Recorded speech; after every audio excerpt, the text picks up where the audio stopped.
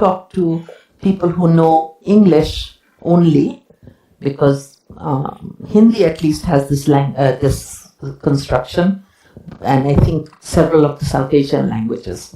But when you talk to a wider audience, English is the language that everyone knows, and it's possible to make more headway because more people are engaged with it, right? So that's just lucky. So we start with something we all know. Basically, a question denotes the set of possible answers. We build up the question meaning this way. Everybody is more or less comfortable with this idea now? Yeah? That in the end, what we have is, for a question is lambda p, there exists a person x, and p equals x left for the question who left. And then depending on who are the individuals in the domain, we'll get some set of propositions like Sue left, Amy left. And then from this set, we'll apply the answer hood operator and choose whichever one happens to be true. Yeah? Okay.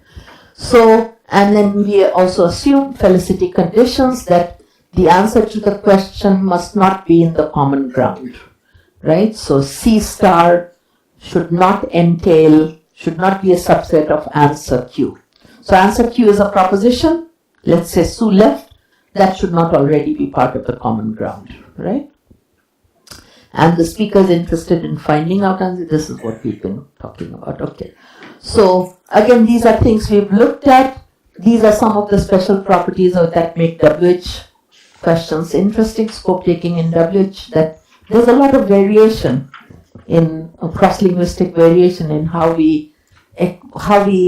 scope is manifested. And then this is the one that we start going into the topic of these slides, which is even within a language. So French and Bhasa Malay, they're supposed to be others. They manifest single WH as well as WH in C2. So, and I don't know, something that we will be doing today, we will be looking at languages to see to what extent we have the variation. And then this is German, which has all three versions of ways of questioning out of a finite complement. So you can either do extraction. Everybody familiar with this word, extraction? So it's WH movement across a clause, right? From a subordinate to a matrix clause. That's extraction. Scope marking has a what phrase in the beginning, in the first clause, and there's a WH in the second clause or in the subordinate clause. That WH could be anything. And then the third is something that we will not discuss much in this class because I don't know that much about it, but it's called the WH copy construction, and that's something where the same word is repeated. So if you want to ask where should we go, you would say something that's the equivalent of where do you think we should go? You would say where should we go? So you repeat the same. There are some constraints, they don't like full noun phrases, so you don't say which book do you think, which book should we read. It's usually monomorphemic, and there are a few other constraints, but that's just to show you that there seems to be a lot of variation. Okay, so this is something that I've been emphasizing, that generally our evidence for scope in questions is indirect. It's based on answers. So native speaker judgments about question-answer paradigms form the basis for theories of scope taking. This is a more delicate diagnostic than truth-value judgments. Truth-value judgments, you present a scenario, you present facts in whichever way, pictures, statement, whatever, and you give a sentence and you say, is the sentence true or false? But this depends on what we decide about question-answer paradigms, right? So this is something I think we looked at yesterday. Have you seen my book? Well, I saw Mary reading it last night. That sounds pretty coherent, even more natural than saying, have you seen my book? Yes, I have. That seems somewhat uncooperative, right? But you don't want a theory. Sorry. How far did I go? Yeah, you don't want a theory built on three. right? Because it could be anything, right? It's that. So you do want a theory built on 4A, 4B, even though in some sense that doesn't seem natural, or it doesn't seem the best answer in the context. But it is a direct answer which then can be elaborated on in different ways. So these are things which we have been looking at. To get to, and then this is something that we discussed also yesterday about I think it was Rinku's question, right? The no one. And we already, I said that as far as this class is concerned, we will assume that there is an existential presupposition. And that existential presupposition can be challenged at cross-speaker dialogues. Now, if you think about what we've been talking about, common ground, you can think of it this way. The person who asks the question assumes it is part of common ground knowledge that someone came. That's the presupposition. And says who came or who left, whatever, right? Someone left. But of course, we can be mistaken about what we think is in the common ground. And in answering with no one, you're implicitly saying, adjust your common ground. We didn't, you were wrong about your presupposition that someone left is. So you're implicitly denying the existential presupposition. Okay, so that's the line I'm taking, and that's the line that follows Karhunen and Peters, who showed that the same person cannot express ambivalence about whether someone came or ignorance about whether someone came and follow up with a WH question. And so it's a there are, one should do more, one can say more about the nature of presuppositions. They're supposed to be soft triggers and hard triggers. One can talk about those things, but the idea is that the speaker can signal that I'm assuming this, but I could be wrong. It's just my belief. So it's possible that I could be wrong by suspending it. Okay, so this is one way to think. This is a very, very important diagnostic that we use in analyzing questions. It's also a very dangerous diagnostic, so I want to be very clear about why this is a problem. Okay, so I call it this specification scope correlation. You have a question? Yes? Could you give us one example where the speaker actually indicates that he might be wrong at his existential question? Okay, so that's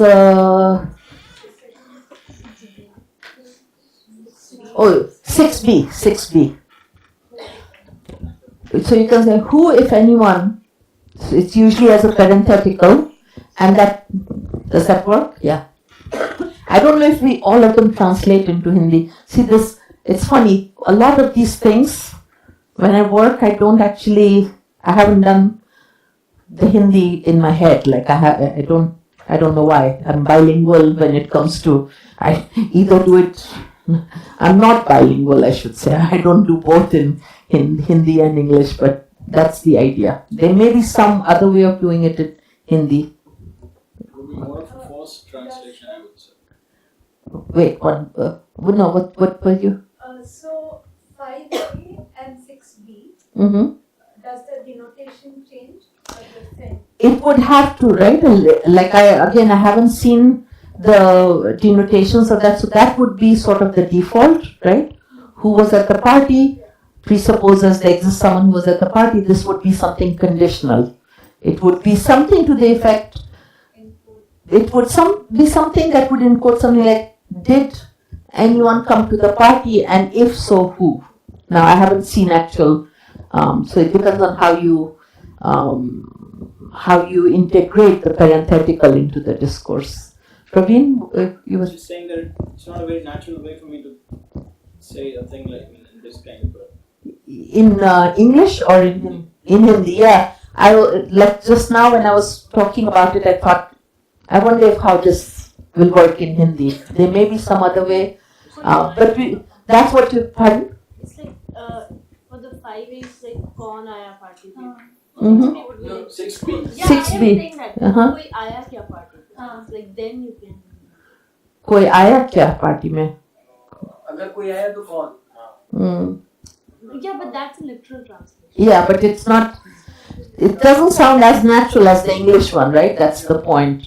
So, I mean, if people who are looking for topics and stuff, these are the kinds of things that one can think about and see if there's something, of course, it's possible, there's something else. If we think about the context where we would, how would we say it? If we wanted to signal, maybe you would say koi aaya, kaun? Maybe you would just have two statements, I don't know. Maybe this, but then in terms of developing this topic, one should also then look whether parentheticals behave differently in general. Like, you might have to go back to Horn and see how he used the diagnostic.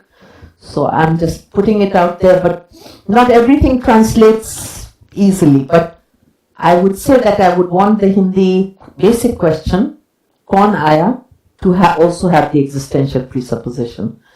But whether it does or not is something that we should discuss. मुझे नहीं मालूम कोई आया कि कोई आया था लेकिन कौन आया था. Sounds as bad, right?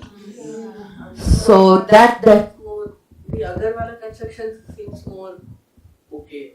Even though a little wordy. Yeah, maybe you use, I don't know, workshop. Okay. But this is precisely the kind of questions we should be asking.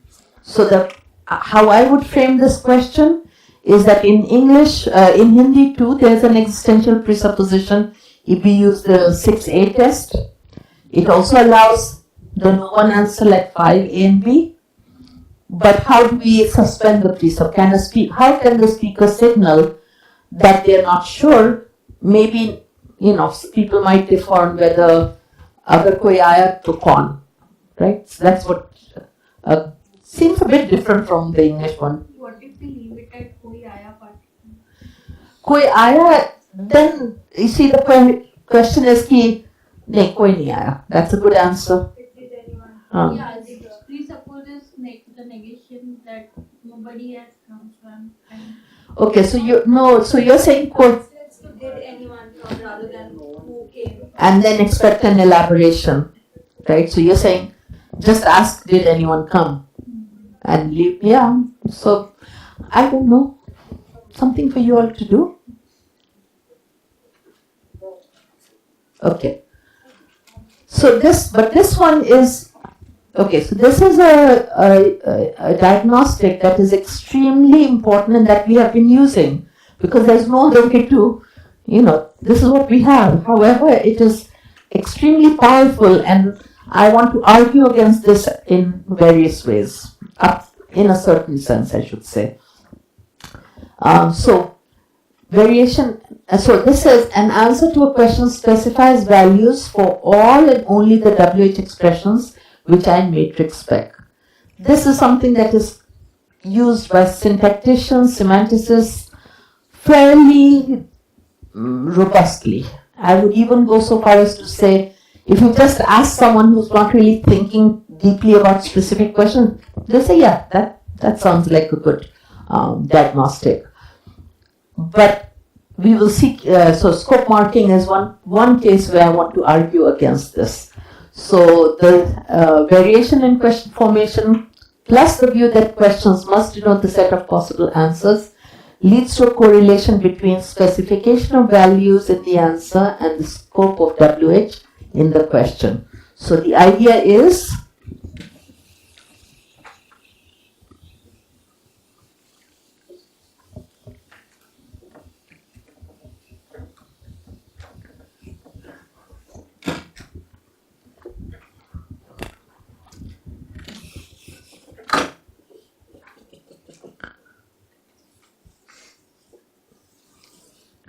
however deeply embedded a WH is,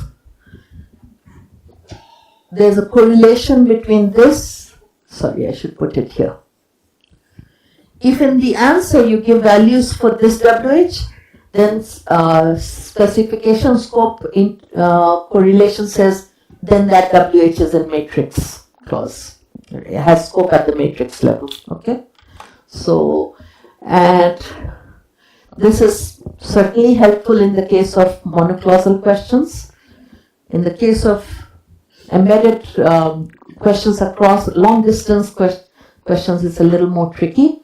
But even in the case of monoclausal questions, look at this one. Which book did these kids read? Okay? A very normal way to answer this question is to say, Mary read Ivanhoe and John read Emma, right? So I'm giving specification of values for what? For which book? Ivanhoe, Emma, and these kids.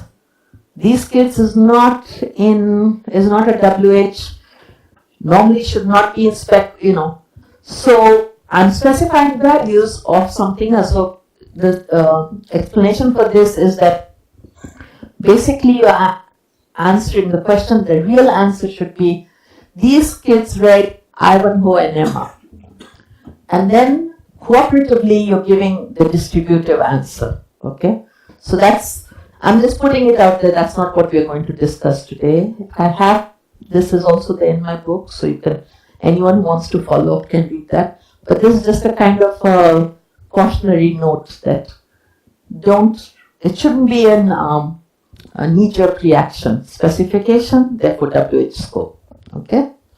And now I'm going to look at, so it's when WH dependencies stretch across clauses that this specification scope correlation becomes a powerful tool that needs careful handling. So I'm not saying it should be discarded, okay? I'm not saying that. I'm just saying use it with care. Okay? Alright. So let's look at scope marking. This is first documented for German as a strategy for questioning out of finite clauses. Just as a, just to take the pulse, in the non-English languages that we all speak, how many of us can get a question out of a finite clause? The equivalent of who does Carl think Maria spoke to? Something like that. How many of, say in Hindi or Marathi or any of the languages that you put in your list, how would you ask this question? Who does Carl think Maria spoke to?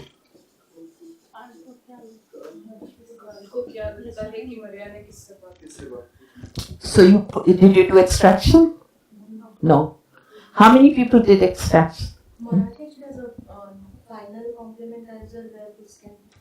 Yes, so I think also some dialects of Hindi has bole. So it depends on the complementizer, it depends on a number of things. But I think that I heard no for a lot of people, right? You said that for Marathi or for Hindi, yeah. So just putting it up there. So, but German can do this, at least some dialects. Okay. So this is the version that we are thinking about. So, of course, here you would, so there's, the alternative is this one, 7a. What thinks Carl? Carl क्या सोचता है? Who did Maria speak to? Maria किससे बात कर रही थी? This is a structure we use in Hindi, right? When you say sochta hai, are you not translating it, meaning, for me, but the more natural would be लगता है.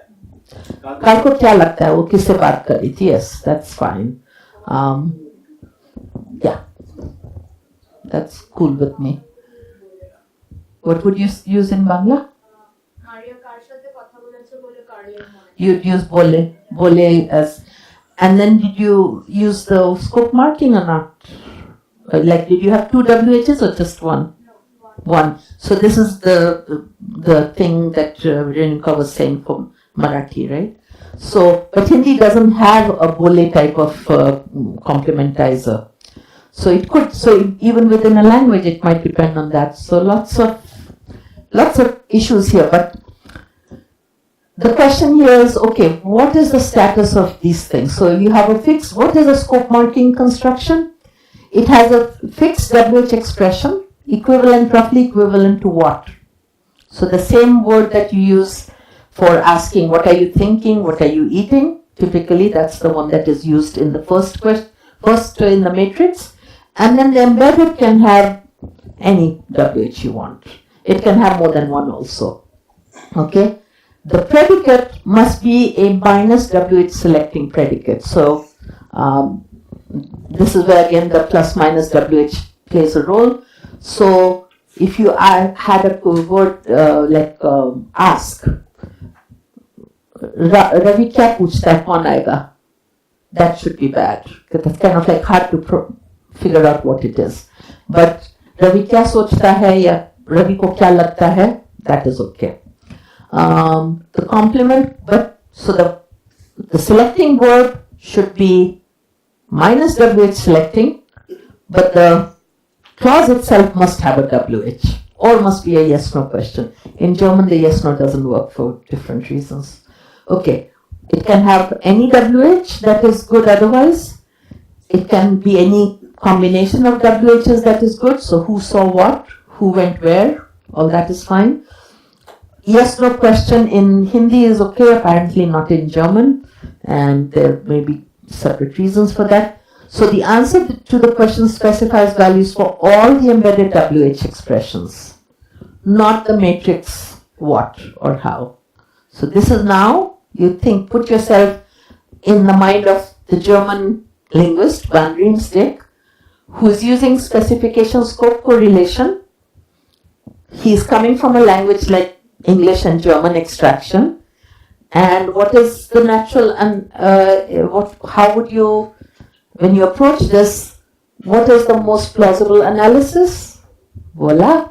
This is what he looks at. He says, okay, there's a vas. I don't see anything to do with vas in the answer. What I see is with who in the answer. I'm giving the value with Hans. Therefore, this must be like extraction. That both of them seem to give the same answer, right? And so that is his analysis of scope marking. What steps do we go through? In the case of extraction, it's pretty simple, right? We take a WH, we move it through comp. Everybody good with that, right? There are no islands involved. It's possible to extract. And by analogy, based on this specification scope correlation, then we want to end up with the same LF. So what we want is with whom to be all the way at the top, was somehow to disappear, and then we have a trace at the bottom, right? But these are the steps that are involved. And you can decide for yourself whether you think that's good or bad. Yes. Yes. I would be surprised if you all got it just like that. I would wonder what I spent 20 years doing. Okay. All right. So let's step 1. Oops. Extraction, right? Everybody gets extraction. So this is with who did Maria speak? So, with who thinks? Carl, right? Carl thinks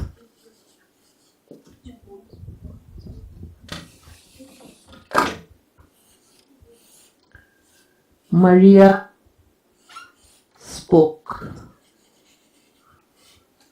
right? And it goes from here, maybe stops at this C, right? Everyone okay with this for extraction? Now when it comes to the scope marking, we are assuming we want this at the end because that's the answer we are getting. We are getting answers for with who. But in order to get there, what do we have to do? Originally there was a was here, right? Or what? If I translate it, let's translate it. What? So this what has to be deleted, right? That's the first step. What gets deleted at LF? Expletives, things that have no meaning. So, that's the deletion of what. And then, mind you, this is German, so with whom was not here. With whom was already in spec, right? So it had already done this movement. And now we have to start, normally we start movement from argument position to scope position. So it was already in a potential scope position, but you can say, I'm not disagreeing, you can say, well look, this is a word that takes minus WH, so this is not in the right place, this is how we will fix it. Here's an expletive, we move it at LF covertly, and now we get what we want, yeah? Okay. So that's the account, which was reasonable enough. There are two problems with it. If was is an expletive that should be replaced at LF, you should also, I think, expect, suppose I had was, Maria spoke to who? This should also be possible, right? At LF I delete this and I move this, right? I mean, one could argue this is possible, but in fact this is ungrammatical. So there's, scope marking has an anti-locality requirement. You have on this view, you have an expletive, was, and it should pair up or be replaced by something not in its own clause, but in a clause lower down. Okay? Everybody good with this? Yes. वो उसकी position क्या है, C0 और C spec of C इसकी was a spec of CP. I don't know if they have arguments to show whether it is in C0 or in spec of CP. I don't, because it's a phrase, it can be a phrase, then I would say that it is spec of CP, right? Because C0 may, you can only have, it's a functional head, so I don't know. I've only seen it in spec of CP, but I just assumed, I just accepted that. Any other questions? Okay, so this I find a potential problem because you would have to say, so think about Japanese Q mark. So this would be like, you could say this is like a Q mark or something like that. That is okay. Japanese car is okay with something in its own clause. This would have to have an anti-locality clause. There's another problem which is a little bit, again it depends. Okay. Yeah. So if there were two WHs here.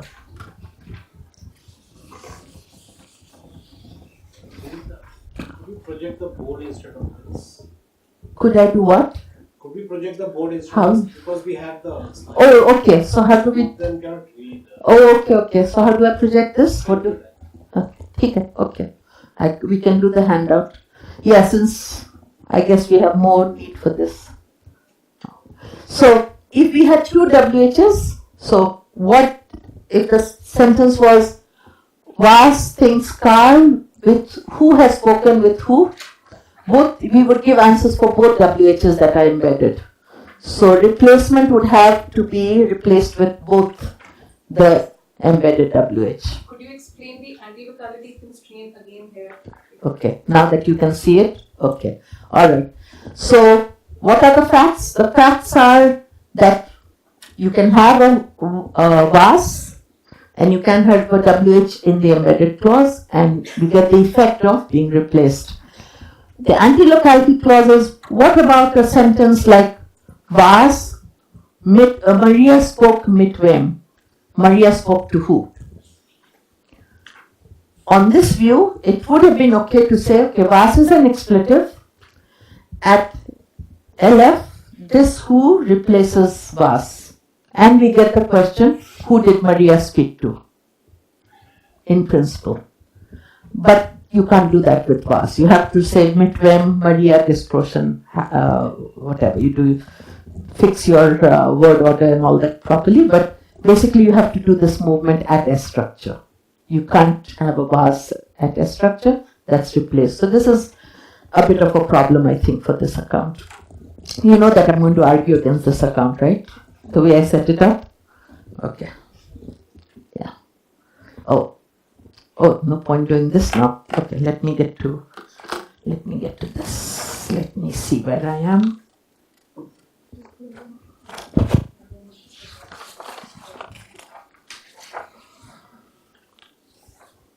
So I was on slide 11, right? So now moving to slide 12. Yes, so this is the alternative that I'm presenting. So don't look there anymore till I start drawing again. Now we are on handouts. Okay, so slide 12, the alternative to score 2. So the first one I called direct dependency. Why did I call it direct dependency? Because in the end, after you've done all your replacement and everything, you're creating a chain from matrix spec all the way down directly to the argument position, right? So now I'm presenting the alternative view, which is which I call the indirect dependency view. And the indirect dependency view, I'll again play out the examples and how what it means. So this, of course, was based on German, the direct dependency view, and I was looking at it from the perspective of Hindi, whereas we just discussed, when you have a finite clause, you can't really extract very easily. There are some ways of doing it, but normally finite clauses are islands, right? So Hindi scope marking has the matrix W. So how do we ask this question? So if you say Anu janti hai ki Uma kahan gayi, this is a declarative, right? In Hindi, I mean, I wasn't the only one. There's several people at that time who were working on this, and this was a fact that never was challenged by anyone. So Hindi W agency 2 does not escape this finite clause. What do we see from 11b? Anu kya sochti hai ki Uma kahan gayi? This is how we would ask this question, right? And then the answer would be Uma Delhi gayi or whatever, right? So this is exactly what we see in German. The difference being that now this expletive that they said was in step of matrix clause is actually sitting exactly where the direct object sits, because it shows in situ. And the other thing that I noticed was that you have a corresponding non-WH version, right? So Anu ye sochti hai ki Uma wahan gayi, or whatever you want to say. So it seemed to take up that same argument slot where direct objects go.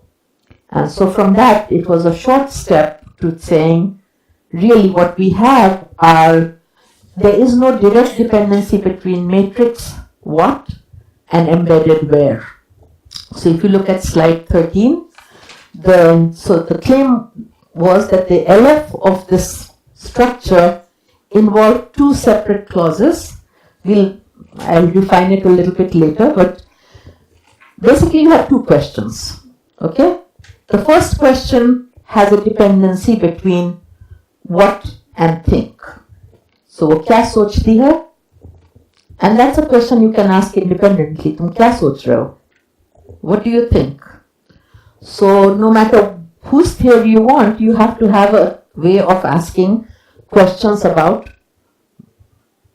thoughts, right? Okay, so that's the first piece of it. It's simply a question about what you think. And on that view,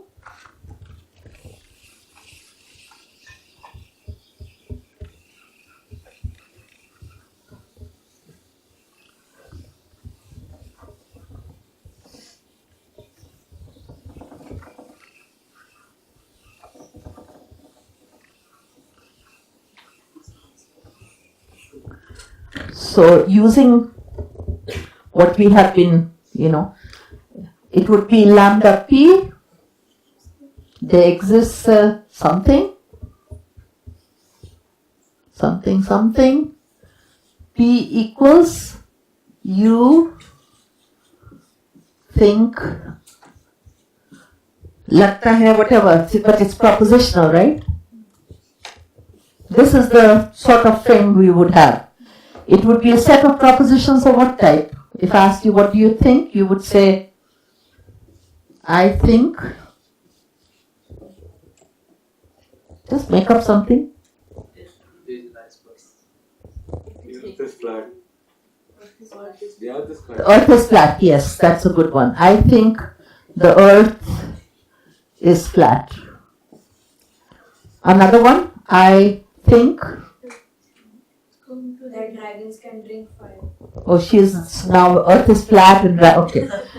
But it's all of the same form, right? I think that the earth is flat, that dragons eat fire, that it is raining, etc., right? So what are these things? Are they individuals or what are they? Sentences that denote propositions, right? So you need a variable that is of propositional type. And yesterday, remember I said it's just convention, we use propositions, small letters, so Q, let's say Q. So there exists a Q. I'm going to fill this later. P equals you think, believe, whatever Q, right? That makes sense?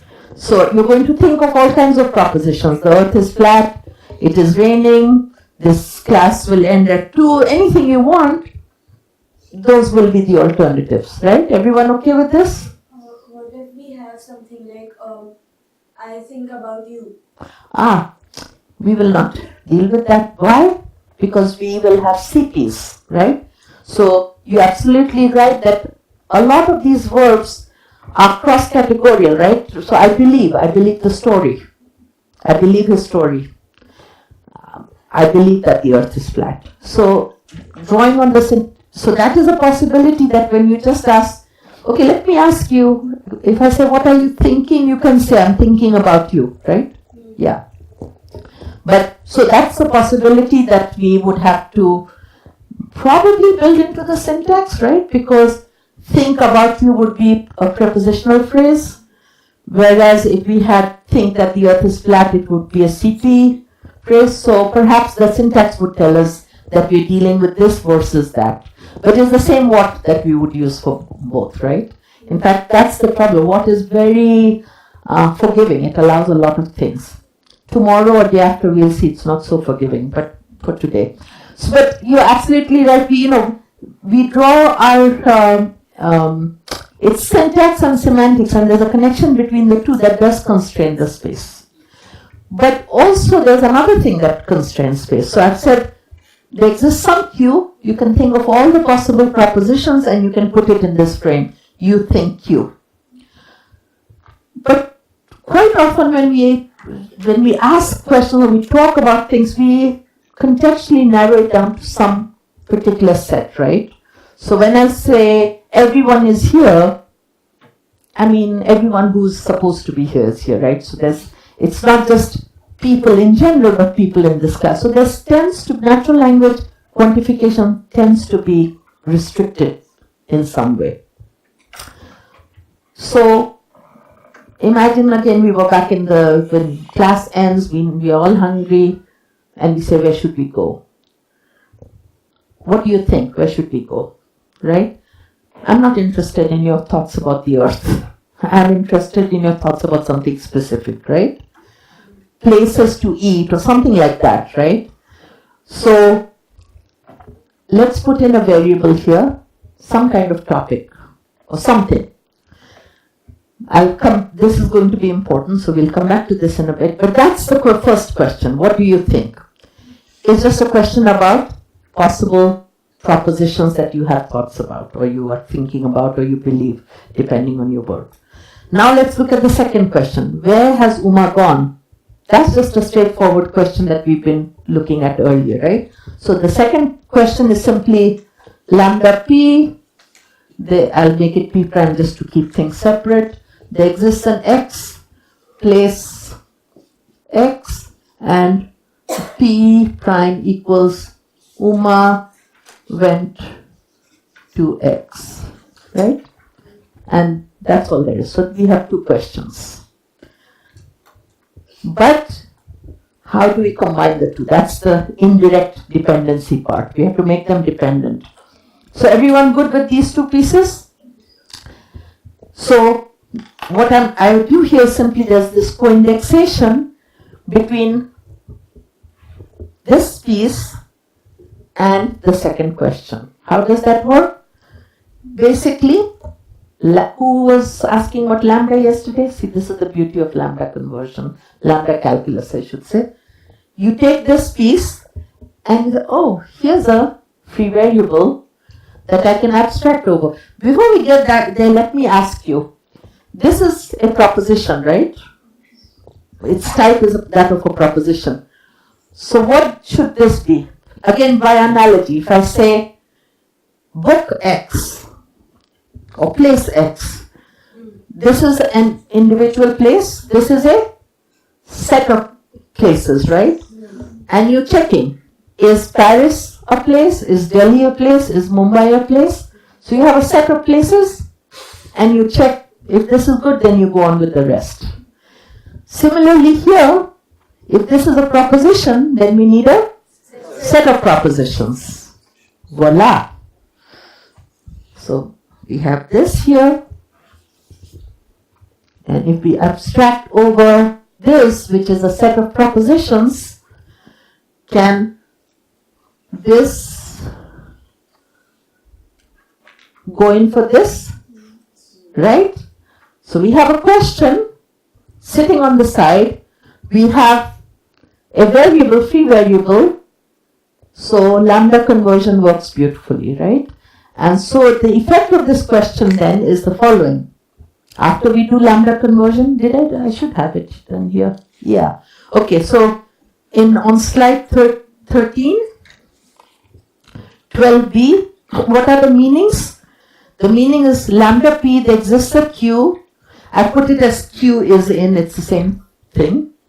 Q is a member of, yes, Srikar, question? So this is a little bit complicated looking. It's not really complicated. Just stop me and we can, parse it if need be. So the meaning of the first question is the set of propositions P such that for some Q, Anu thinks Q or believes Q, whatever. But where is that Q coming from? The Q must be a member of the meaning of the second CP. What is the meaning of the second CP? Is the set of propositions such that for some place X, Uma went to X, right? So that's all there is. That is what co-indexation means. Okay? Everybody good? If there are doubts, if you want me to go over it again, Tika, you okay? Pardon? What are we? The co-indexation is between, just like between ye and that he's, Anu ye janti hai ki Uma wahan gayi. We usually co-index the two, right? Because they're both taking up the same slot. What exact syntax you want, I will leave open for now. Because there are two possibilities for the syntax. One could be that it's a DP with ye as its determiner and a CP complement. That's one option, ye or kya, right? The other option is that, so whether you have ye or you have kya, you have an actual DP that has this as a complement that then gets extraposed. This has been proposed by someone, as we'll see. The other option is that this is like what and this, which may not have a deep, it's an intransitive determiner. But semantically, you still have some implicit restriction. So whether this is, the CP is in the syntax here and gets extraposed, or whether it starts out there, in some sense, I'm somewhat neutral.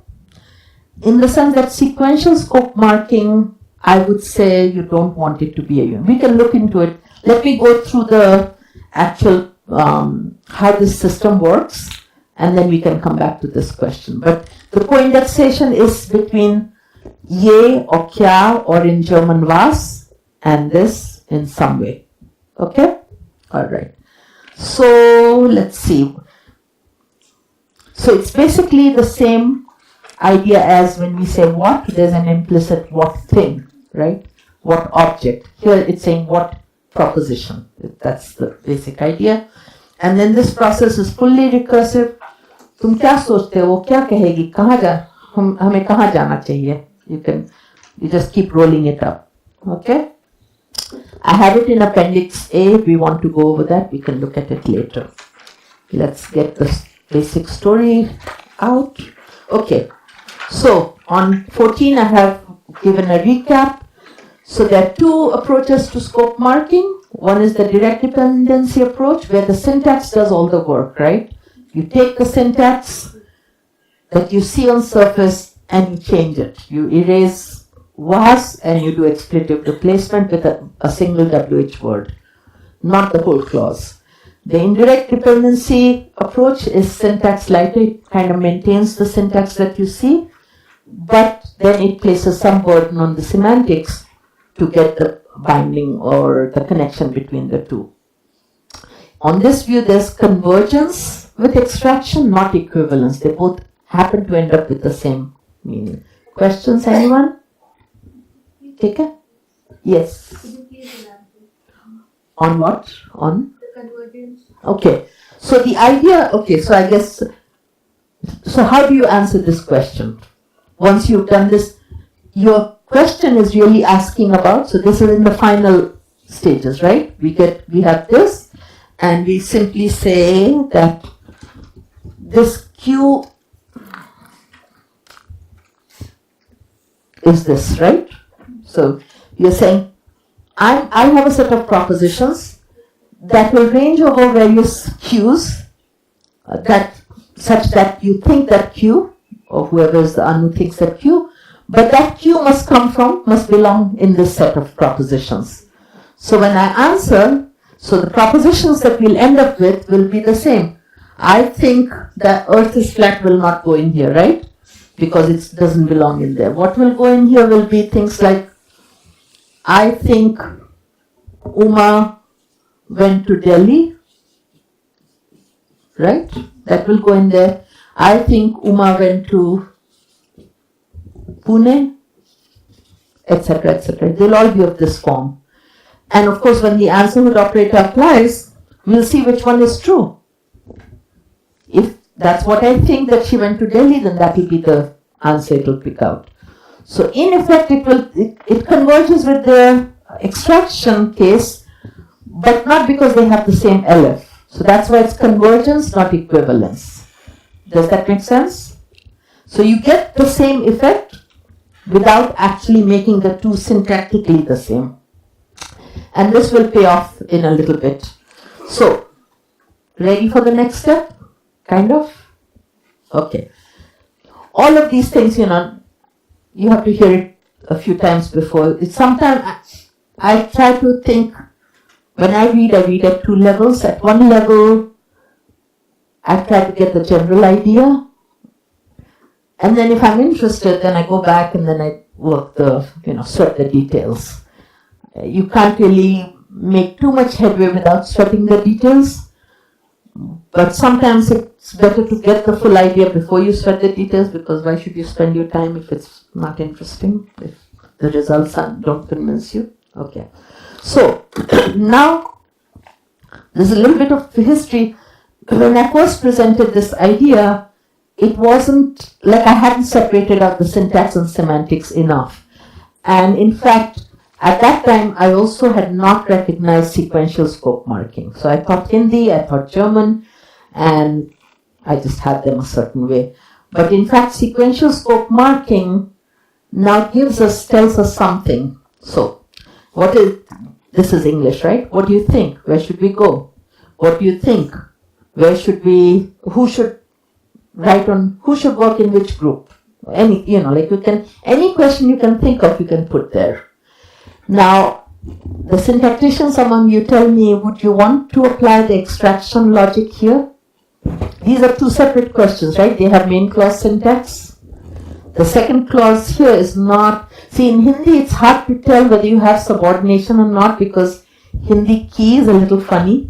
So you can, usko kya lagta hai ki, you can say ki Uma kahan gayi, right? So, subordinated. It makes sense to think subordinated.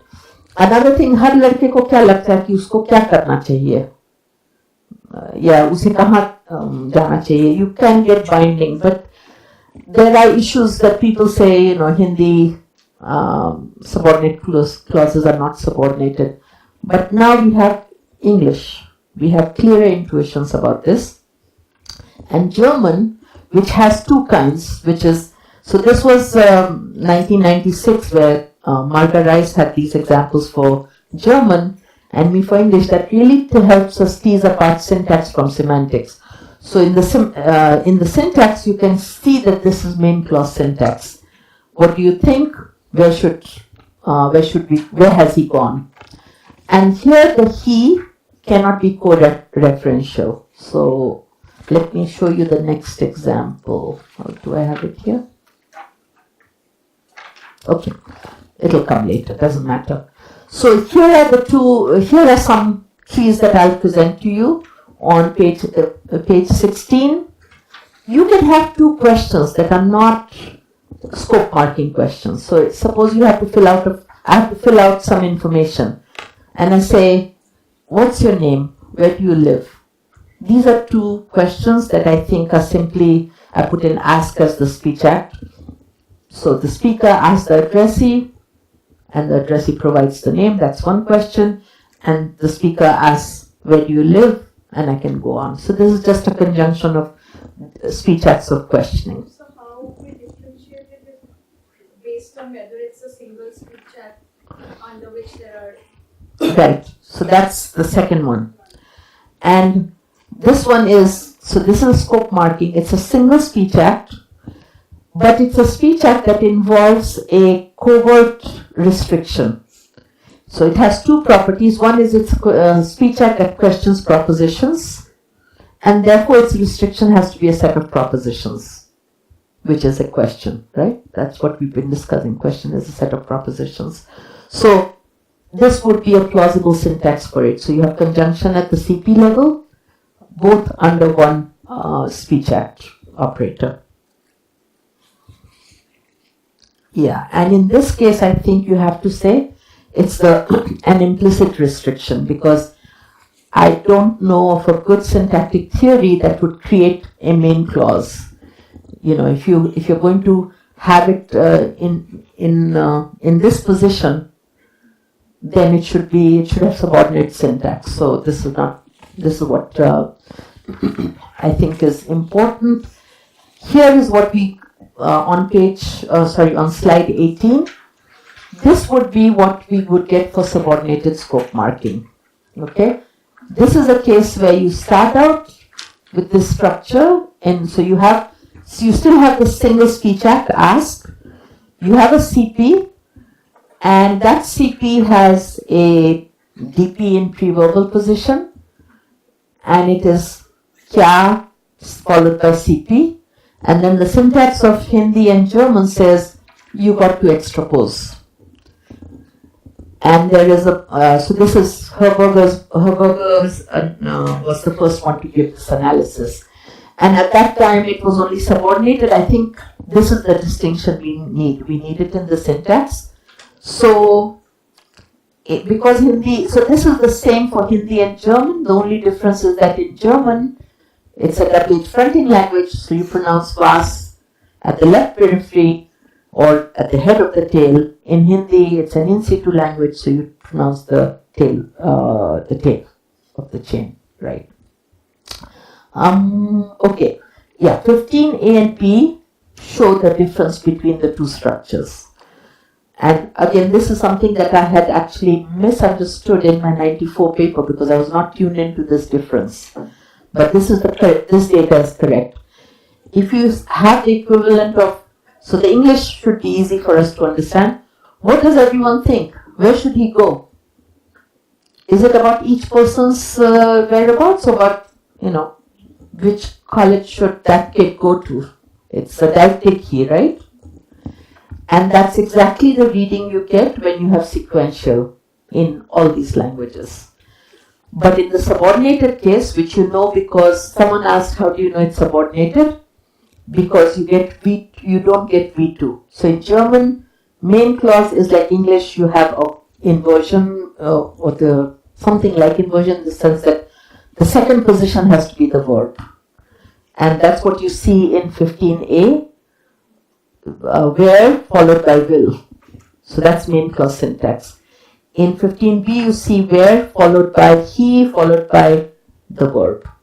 So in B, you can get binding. In A, you cannot get binding. Okay, so that's the syntactic difference.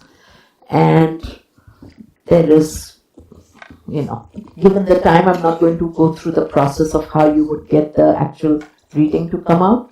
But again, if you have time and you have interest, it's there, and I've given the references where they come from. What I'm going to present now is...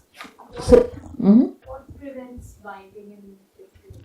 Oh, okay, that I can say without going too much. What prevents binding in 15? So this is what we would have, right? This is the structure we have. The only difference being that here, this is not exactly right. I'm just going to do it as a way of demonstrating, okay? It's not exactly how it should be, but for all X, person X, and think you that X should go, no, sorry. Person X, and think XQ, yes, XQ, right? This is the main clause. So, and somewhere in Q, so Q is here, right? Q is where should, instead of Uma, now we have he, which is X sub I, let's say. So I'm doing it very schematically, but it's actually worked out in the appendix. If we have time, I can go back to it. The point is the following. If you want this to be bound by person, that's what you want, right? So for every person X, there's some place that X wants to go to or whatever, should go to. What would it take? Right now it's not in the syntactic C command domain, right? So this is a free variable. When you bind this somehow or the other through lambda calculation, lambda conversion, you want to put it in and you want to bind the free variable by an operator. Now those of you who have done lambda calculus know this, and it's probably been demonstrated to you. The others have to accept it on faith. You can, lambda conversion is okay as long as the types match, except for one restriction, and that is a free variable should not get bound in the process of lambda conversion. It's a way of preserving meaning, like accidentally you can work, or if you think that something that is free will get bound, you go to alphabetic variants, but you want to preserve that meaning, that it refers to that individual, not to whatever binder you have. If you wanted to get coreference, you would have to do illegal lambda conversion. You would have to take something that is free in this domain and bind it in the process of lambda conversion. So that's what blocks this. So it's nothing special to scope marking. It simply says, look, you're using lambda conversion, not going to work. In this case, in the subordinated case, you actually don't do lambda conversion because you